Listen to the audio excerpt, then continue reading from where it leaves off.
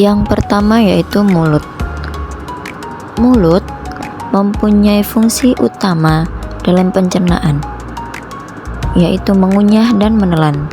Gigi memotong makanan menjadi bagian-bagian yang lebih kecil, dan air liur membantu melunakkan makanan agar lebih mudah ditelan. Selain itu, di mulut adalah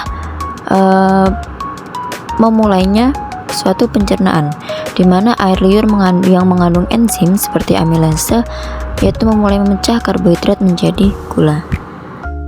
Yang kedua yaitu esofagus, atau yang biasa disebut dengan kerongkongan, yaitu saluran berotot yang menghubungkan tenggorokan atau faring dengan lambung. Fungsi utamanya adalah untuk membawa makanan dari mulut ke lambung melalui kontraksi otot yang disebut dengan peristaltik. Esofagus juga dilengkapi dengan otot cincin atau sphincter di bagian atas dan bawah yang fungsinya untuk membuka dan menutup, dan juga mencegah isi lambung naik kembali ke tenggorokan. Yang ketiga yaitu lambung. Nah, organ ini adalah organ terpenting pada pencernaan, yang mana mempunyai banyak fungsi. Yang pertama yaitu memecah makanan. Melalui gerakan otot dan pencampuran dengan asam dan enzim, lambung memecah makanan menjadi potongan yang lebih kecil. Selanjutnya, menyimpan makanan.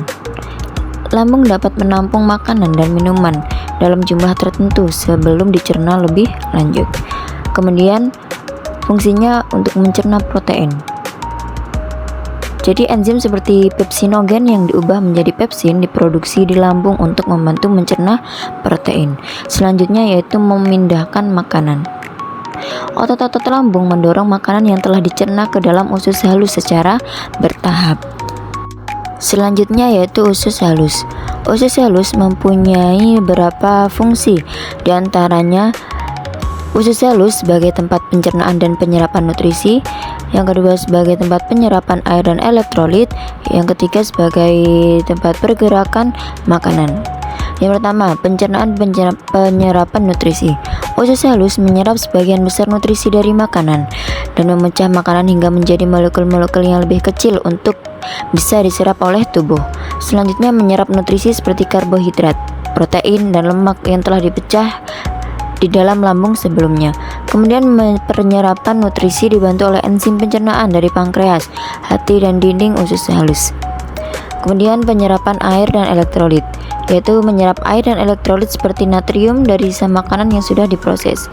Kemudian pergerakan makanan, yaitu memindahkan makanan atau bolus melalui gerak peristaltik atau kontraksi dan relaksasi otot dinding usus.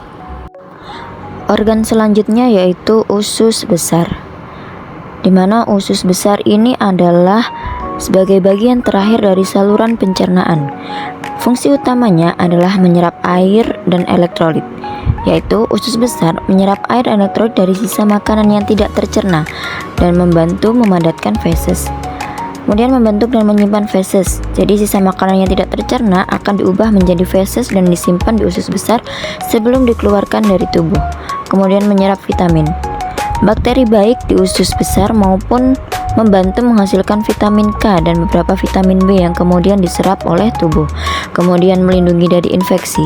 Jadi usus besar mengandung bakteri baik yang membantu melawan bakteri jahat dan mencegah infeksi.